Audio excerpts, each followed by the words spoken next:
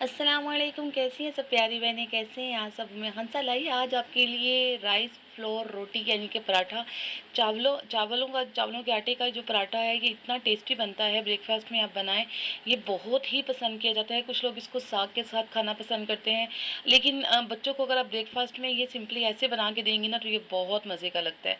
Time भी बचता है और बहुत ईजी वे है इसको बनाने के लिए। सबसे पहले हमने छोटी इलायची है, इसको हमने ग्राइंड करना है। अगर आप इसको सिंपल ग्राइंड करेंगे तो ये कभी भी ग्राइंड नहीं होगी। हमेशा इसको जो है चीनी में डालकर आप ग्राइंड करें और ये बिल्कुल बारीक चूरा बन जाएगी और इसके बिल्कुल भी जो लम्स वगैरह हैं वो बिल्कुल भी नहीं रहेंगे। चीनी हमारी ग्राइंड हो चुकी है। वन कप हमने इसमें जो है वो चीनी ली है। 4 से 5 अदद हमने छोटी इलायची ली है। 1 अदद हम इसमें एग डालेंगे, अंडा डालेंगे और आधा कप जो है हमने इसमें दूध डाला है और 1 चम्मच भर के हमने इसमें चावलों का जो आटा है वो डाल दिया है। सबको इसको हमने अच्छी तरह जो है ना ग्राइंड करना है, ब्लेंड करना है।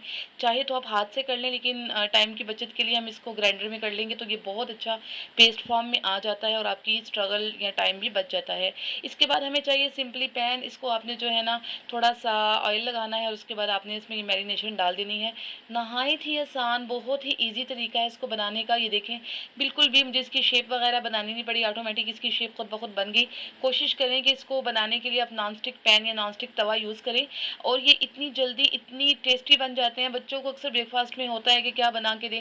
आप इसकी जगह चावलों की जगह अगर आप मैदा इस्तेमाल करेंगी तो आपका पैनकेक बन जाएगा और अगर इसकी जगह आप चावलों का आटा इस्तेमाल करेंगी तो वो राइस फ्लोर रोटी या पराठा जो भी है वो बन जाएगा और ये खाने में बहुत ज़्यादा टेस्टी लगता है, बहुत ही टेस्टी। इसमें अगर आपने चीनी मुनासिब नहीं डाली है, ज़्यादा कम डल गई है, तो आप इसके ऊपर हनी यूज़ कर सकते हैं, चॉकलेट फ्लेवर यूज़ कर सकते हैं। किसी भी तरीके से आप ये रोटी जो है वो खुद भी खा सकते हैं, बच्चों को भी खिला सकते हैं। इसका जायका, इसकी खुशबू, ये ऊपर से क्रिस्पी होती है और अंदर से बहुत ही सॉफ्ट। इसको जैसे सिंपल आपने जो है ना वो लिक्विड जो है आपने इसके ऊपर डालना है।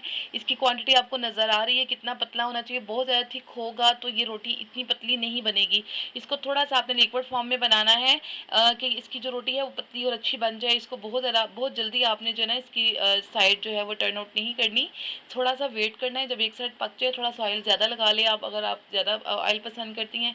मैंने इसमें देसी घी यूज़ किया है और उसके साथ ही ये जो है ये देखें इतना आसान है इसको बनाना। ये 4 से 5 रोटियों का मैंने जो है सिंपल सा मिक्सचर बनाया था और ये मैंने रेडी कर ली। इसमें आप नमकीन भी बना सकते हैं अगर आप डाइट पे हैं और आप चाहें तो ये बच्चों के लिए मीठी भी बना सकते हैं। बच्चे ज़्यादा मीठी जो है ना वो ज़्यादा शौक से खाते हैं। यकीनन ये रेसिपी आपको बहुत ज़्यादा पसंद आई होगी। बहुत ही ईजी, बहुत ही आसान है, घर पे ज़रूर ट्राई कीजिएगा और कमेंट बॉक्स में मुझे लाजमी बताइएगा कि आपको मेरी रेसिपी कैसी लगी। उम्मीद खंसा लाती है आपके लिए ऐसी शॉर्ट छोटी छोटी रेसिपीज़ जो आपके ब्रेकफास्ट में, बच्चों के ब्रेकफास्ट में, जो आपके लिए बहुत हेल्पफुल रहती है और टाइम भी बचाती हैं। अगर आपने अभी तक मेरा चैनल सब्सक्राइब नहीं किया, subscribe my channel and bell icon का बटन प्रेस करना मत भूलिएगा ताकि ऐसी और भी शॉर्ट और होममेड वीडियोज़ आपको मिलती रहे। उम्मीद खंसा को दीजिए इजाज़त, दुआ में याद रखिएगा। फ़ी अमानिल्लाह, अल्लाह हाफ़िज़।